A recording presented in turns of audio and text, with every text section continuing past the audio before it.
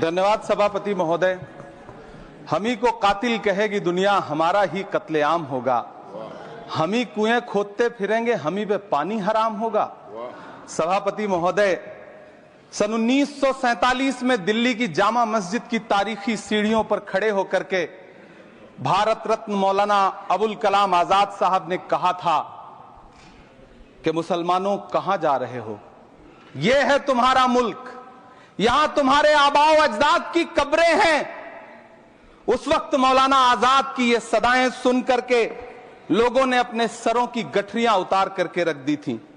आज उसी दिल्ली में मौजूद देश की संसद में एक बिल आया है जो हमसे उसी जामा मस्जिद की सीढ़ियों के सबूत मांगेगा, जो उन्हीं सीढ़ियों के पास अपनी कब्र में सोए हुए मौलाना आजाद को फिर से कब्र से सदा देनी पड़ेगी कि ये जो कब्र है वो मेरी कब्र है, ये किसी सरकार की जागीर नहीं है। सभापति महोदय, मैं जहां खड़ा हूं इसी संसद भवन के सामने सड़क के उस पार अपनी कब्र में सोए हुए भारत के पूर्व राष्ट्रपति फखरुद्दीन अली अहमद की कब्र है। शायद अब उस कब्र से भी सदाएं आए कि ये कब्र मेरी कब्र है, ये सरकार की जागीर नहीं है। सभापति महोदय, मैं वक्फ कानूनों में किए जा रहे संविधान विरोधी बदलावों के खिलाफ बोलने के लिए खड़ा हुआ हूं। संविधान का आर्टिकल 14 हो, 29 हो, 30 हो, चीख चीख कर कहता है कि देश में सब बराबर के हकदार हैं। आर्टिकल 26 कहता है कि सबको अपने अपने मजहबी कामों के लिए मंदिर, मस्जिद, गिरजाघर, गुरुद्वारों का निर्माण करने का हक है और उसका रखरखाव का भी हक है। लेकिन डॉक्टर बाबा साहब अंबेडकर के संविधान को हर दिन कुचलने वाली ये सरकार देश के मुसलमानों से नफरत में इतनी अंधी हो गई है कि खुलेआम देश की संसद में देश सरकार के माइनॉरिटी मिनिस्टर साहब और होम मिनिस्टर साहब झूठ बोलते हैं और देश को गुमराह करते हैं। झूठ शब्द असत्य बोलते हैं। सरकार ने इस बिल का नाम उम्मीद रखा है। मंत्री जी कल से इसे देश के मुसलमानों के लिए नई उम्मीद बता रहे हैं। नहीं मंत्री जी, न तो यह बिल मुसलमानों के लिए नई उम्मीद है और न ही उम्मीद की नई किरण। सभापति महोदय, भाजपा ने पूरे देश में वक्फ के नाम पर कई सारे झूठ फैलाए हैं। आइए आज उनकी सच्चाई पर बात करते हैं। वक्फ ट्रिब्यूनल को ऐसे बताया जाता है जैसे वक्फ ट्रिब्यूनल कोई मजहबी खाप पंचायत हो।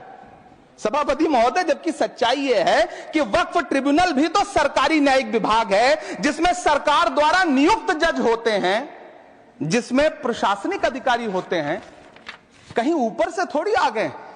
सभापति महोदय, देश के गृह मंत्री जी ने इसी सदन में कहा कि वक्फ ट्रिब्यूनल के फैसले के खिलाफ कोई कोर्ट नहीं जा सकता, जबकि सच यह है कि वक्फ एक्ट 1995 की धारा 83(9) के तहत हाई कोर्ट वक्फ ट्रिब्यूनल के फैसले की न सिर्फ समीक्षा कर सकता है बल्कि उसे बदल भी सकता है। सच तो यह है कि वक्फ बोर्ड खुद अपनी जमीनों के लिए कई सारी कोर्ट में मुकदमे लड़ रहा है। सभापति महोदय, दिल्ली की जिन 123 संपत्तियों को लेकर कल माइनॉरिटी मिनिस्टर, होम मिनिस्टर साहब और अभी आदरणीय नेता सदन बात कर रहे थे, आइए उनकी सच्चाइयों पे भी बात करते हैं। 1911 में जब अंग्रेजी हुकूमत ने कोलकाता के बजाय दिल्ली को राजधानी बनाने का फैसला किया तो रायसीना हिल्स के चारों तरफ जो मुसलमानों की ढेर सारी जमीनें थी उनको एक्वायर किया गया और लुटियन को इसकी तामीर की जिम्मेदारी सौंपी गई। सेंट्रल विस्टा की तरह लुटियन जोन का मेगा प्लान तैयार हुआ, लेकिन उस वक्त के मुसलमानों ने उस वक्त की अंग्रेजी हुकूमत से अपनी इबादत गाहों को बचाने के लिए लड़ाई लड़ी। मामला ब्रिटिश गवर्नमेंट तक पहुंचा। तब यह तय हुआ कि वो जो धार्मिक स्थल हैं उन्हें जस का तस रहने दिया जाएगा। इंडिया गेट के बगल वाली मस्जिद हो, जाब्तागंज, सुनहरी बाग मस्जिद हो, पार्लियामेंट रोड वाली मस्जिद हो, ऐसी 123 संपत्तियों के मैनेजमेंट के लिए 1913 में मुसलमान वक्फ वैलिडेशन एक्ट बना और उसके बाद एक नया शहर बसाया गया जिसे लुटियंस जोन का नाम दिया गया। फिर 1943-45 के बीच एक और समझौता हुआ आजादी से पहले उसके तहत काफी सारी वक्फ जायदादों को सुन्नी मजलिस औकाफ बनाकर उसके अंडर किया गया ताकि उसकी देखरेख की जा सके। गृह मंत्री जी 2 दिन से सदन में जो बात कह रहे हैं वो दरअसल 123 संपत्तियां उसी सुन्नी मजलिस औकाफ के तहत आती है। सभापति महोदय, आजाद भारत आजाद हुआ। आजादी के बाद भारत में 1954 में वक्फ एक्ट लागू हुआ, जिसकी धारा 9 के तहत 1964 में केंद्रीय वक्फ काउंसिल का गठन हुआ। दिल्ली की वही 123 प्रॉपर्टीज को 1970 में सर्वे गजट करके गजट नोटिफाई किया गया। इसके निपटारे के लिए पूर्व प्रधानमंत्री इंदिरा जी के द्वारा 1974 में एक बर्नी कमेटी बनाई गई। बर्नी कमेटी ने 1976 में इन 123 संपत्तियों को दिल्ली वक्फ बोर्ड की संपत्ति होने की रिपोर्ट सौंपी। उस रिपोर्ट के आधार पर 1984 में कांग्रेस सरकार ने उन 123 प्रॉपर्टीज को दिल्ली वक्फ बोर्ड को सौंपने का फैसला किया, जिसके खिलाफ विश्व हिंदू परिषद कोर्ट गई। मामला 2011 तक पेंडिंग रहा। फिर 2011 में कोर्ट ने सरकार को आदेशित किया कि इसका निपटारा करो। तब 2013 में तत्कालीन यूपीए सरकार ने दिल्ली की उन्हीं 123 जायदादों को बर्नी कमेटी की सिफारिशों के मुताबिक वक्फ बोर्ड के हवाले किया। यही वो प्रॉपर्टीज हैं जिनके नाम से गृह मंत्री जी कल से कांग्रेस को कोस रहे हैं। फिर आई 2014 में भाजपा की सरकार, जो तब से इन जमीनों को हड़पने की साजिश कर रही है।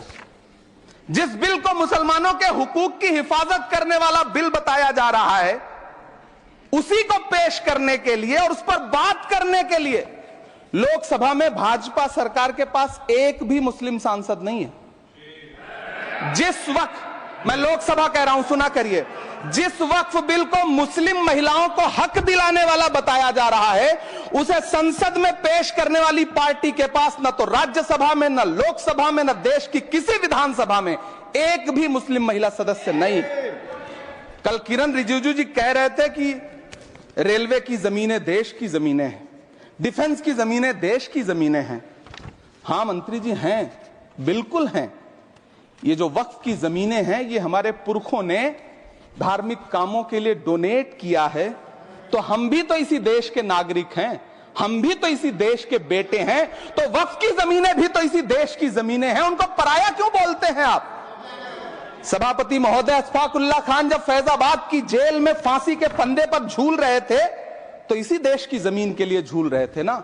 सभापति महोदय, अंडमान की जेल में काला पानी की सजा काटकर अपनी जान देने वाले मौलाना फजले हक खैराबादी हो या शेर खान अफरीदी हो, वो भी तो इसी जमीन के लिए अपनी जान दे रहे थे ना। सभापति महोदय, पाकिस्तान के खिलाफ लड़ते हुए अपनी जान देने वाले महावीर चक्र विजेता ब्रिगेडियर उस्मान हो या पाकिस्तान के पैटर्न टैंक उड़ाने वाला परमवीर चक्र विजेता वीर अब्दुल हमीद हो, वो भी तो इसी जमीन के लिए अपनी जान दे रहा था ना। और मंत्री जी, मैं इस सदन में अलग ऐलान ये कहता हूं कि जब भी इस देश की जमीन को लहू की जरूरत होगी, आपसे 2 कदम आगे इमरान खड़ा मिलेगा, ये मैं आपसे यकीन दिलाते हुए कह रहा हूं। सभापति महोदय, मैं सरकार से कहना चाहता हूं, हमसे हमारी इबादत गाहें तो मत छीनिए ना, हमारे घरों पे बुलडोजर तो मत चलाइए ना, हमारी कब्रों में तो हमें सुकून से सोने दीजिए ना। सभापति महोदय, माइनॉरिटी मिनिस्ट्री का बजट कट करके, मुस्लिम बच्चों की स्कॉलरशिप बंद करके अब सरकार कह रही है कि हम वक्फ की आमदनी से गरीब मुसलमानों का भला करेंगे। गुजरात की बेटी बिल्किस के बलात्कारियों की रिहाई के बाद उन्हें माला पहनाने वाली लोगों के नेता ये कह रहे हैं कि यह बिल मुस्लिम महिलाओं को उनका हक दिलाएगा। धन्यवाद मोदी जी, क्या बढ़िया सौगातें मोदी दे रहे हैं आप। पहले हमें गुजराते मोदी दिया, आप सौगाते मोदी दे रहे हैं। लेकिन यह सरकार इतना याद रखे कि इसी ठसक के साथ देश की संसद में सीए का कानून भी लाया गया था और कहा गया था बड़े बड़े भाषण देकर के कि पड़ोसी देशों से हिंदू भाइयों को ला करके यहां नागरिकता दी जाएगी। लेकिन मैं आपके संज्ञान में लाता हूं सर कि पिछले इतने दिनों में इनसे नागरिकता लेने के लिए 2000 व्यक्ति भी नहीं आए, जबकि इसके उलट इन्हीं की सरकार में पिछले 10 साल में 15 लाख से ज्यादा भारतीयों ने भारत की नागरिकता छोड़ करके दूसरे देश में जाकर के बस गए। यह हुआ उस कानून का अंजाम। सभापति महोदय, इसी तरह की जिद के साथ किसानों के खिलाफ भी कानून लाए गए थे। जिस तरह आज वक्फ के फायदे गिनाए जा रहे हैं, उसी तरह से किसानों को भी कृषि कानूनों के फायदे गिनाए गए थे। लेकिन अंजाम क्या हुआ? 700 किसानों की शहादत लेने के बाद सरकार को अन्नदाता किसानों के सामने घुटने टेकने पड़े और कृषि कानून वापस लेने पड़े। जिल्ले इलाही, जमहूरियत जो है वो नफरत और ठसक से नहीं चलती है, अकड़ से नहीं चलती है। उसमें सबकी हिस्सेदारी जरूरी है। कल देश के माइनॉरिटी मिनिस्टर ने लोकसभा में खड़े होकर एक शेर सुनाया था कि मुझसे कोई बदगुमान न हो, तो मैं उन्हें एक शेर सुनाना चाहता हूं कि मैं आज जद पे हूं तो इतना खुशगुमान न हो, मैं आज जद पे हूं तो इतना खुशगुमान न हो, चराग सबके बुझेंगे हवा किसी की नहीं। नीतीश कुमार जी हो, चंद्रबाबू नायडू जी हो, चिराग पासवान जी हो, जयंत चौधरी जी हो, देवे गौड़ा जी हो, जीतन राम मांझी जी हो, सबको समझना पड़ेगा कि जब जंगल में आग लगती है तो न वो बरगद बचते हैं जो हवा को आंधी में तब्दील करते हैं, न वो बांस बचते हैं जो आपसी रगड़ से चिंगारी पैदा करते हैं। सभापति महोदय, जब देश को मनमोहन सिंह साहब जैसा काबिल प्रधानमंत्री मिलता है तो देश को आरटीआई जैसा एक्ट मिलता है, सेज जैसा एक्ट मिलता है, मनरेगा जैसा एक्ट मिलता है, लिबरलाइजेशन मिलता है, राइट टू एजुकेशन मिलता है, नेशनल फूड सिक्योरिटी एक्ट मिलता है। लेकिन जब देश को सौगातें मोदी मिलती है तो क्या मिलता है? सीए मिलता है, फॉर्म्स लॉ मिलता है, आर्टिकल 370 मिलता है, इलेक्टोरल बॉन्ड जैसा एक्ट मिलता है और वक्फ अमेंडमेंट एक्ट जैसे बिल देश को मिलते हैं। मुझे तो अपने हमवतन भाइयों से पूछना है कि आपको अपने बच्चों की तरक्की, खुशहाली और नौकरी की दरकार है या फिर मुसलमानों की दान की गई जमीनों को लूटकर धन्ना सेठों को देने की साजिश करने वाले कानून की? सभापति महोदय, यह सरकार रात के 3 बजे तक पूरे देश को जगा करके संसद में अपने ही नागरिकों को नीचा दिखाने के लिए वक्फ बिल ला रही थी, तो उधर रात के 1:30 बजे अमेरिका हम पर 26% टैरिफ लगा रहा था। सरकार की प्राथमिकताएं देश को पता। सभापति महोदय, मैं बहुत भावुक हूं आज, और मुझे अच्छा लगा कि आदरणीय नेता सदन जगत प्रकाश नड्डा जी ने बहुत अच्छी बातें भी की, मन से बातें की। क्योंकि उनके नाम में प्रकाश जुड़ा है तो मैं उनमें हमेशा एक रोशनी की किरण देखता हूं। मैं उनके सामने बहुत अदब से यह बात कहना चाहता हूं कि चिरागों के सफर में दबदबा हो आंधियों का तो फिर अंजाम जुल्मत के सिवा कुछ भी नहीं होगा। यह दुनिया नफरतों के आखिरी स्टेज पर है, इलाज इसका मोहब्बत के सिवा कुछ भी नहीं होगा। मैं भावुक हूं, मेरी पलकें गीली हैं। अगर देश की एक बहुत बड़ी आबादी को लगता है कि आप उसका भला करने के लिए नहीं बल्कि उनकी इबादतगाहों, उनकी कब्रिस्तानों, उनकी खानकाहों को बर्बाद करने का बिल ला रहे हैं, तो फिर आप अगर समझाने में नाकामयाब रहे हैं तो यह आपकी नाकामयाबी है। पहले समझाइए, उसके बाद कोई बिल लेकर के आइए, तब शायद हम आपका इतनी पुरजोर तरीके से विरोध ना करें। लेकिन सभापति महोदय, मैं अंत में सिर्फ इतना कहना चाहता हूं कि इस बिल में जो भी पॉइंट्स दिए गए हैं, बॉम्सी पोर्टल देख लीजिए, सरकार का झूठ आपको पकड़ में आ जाएगा। हम डरे नहीं हैं, हम सिर्फ सरकार से अपील कर रहे हैं कि हमें अपना समझिए। हम आपके अपने हैं, इस देश के नागरिक हैं और आप ताकत में हैं। संख्या बल के आधार पर बिल हो सकता है आप पास करा लें, लेकिन आपको यह बात समझनी पड़ेगी कि हम तो वो तारीख हैं, जहनों में रहना है जिसे, कागजी पुर्जे नहीं जो फाड़ डाले जाएंगे। जिस जमीन पर मैं खड़ा हूं ये मेरी पहचान है। आप आंधी हैं तो क्या मुझको उड़ा ले जाएंगे? आपको यह बात समझनी पड़ेगी।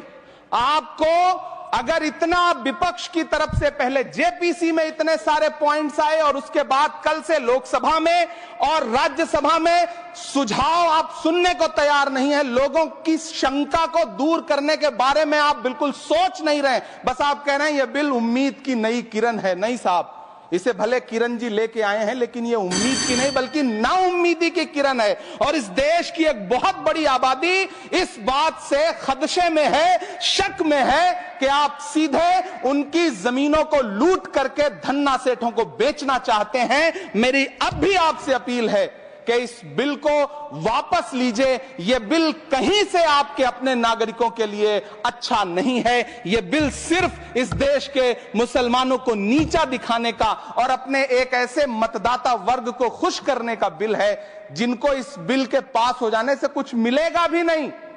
लेकिन आप एक नैरेटिव देना चाहते हैं, एक मैसेज देना चाहते हैं। मेरी आपसे अपील है कि कृपया ये जो सबका साथ सबका विकास का नारा है, इस नारे को रत्ती भर तो चरित्रार्थ कर दीजिए। बहुत बहुत धन्यवाद।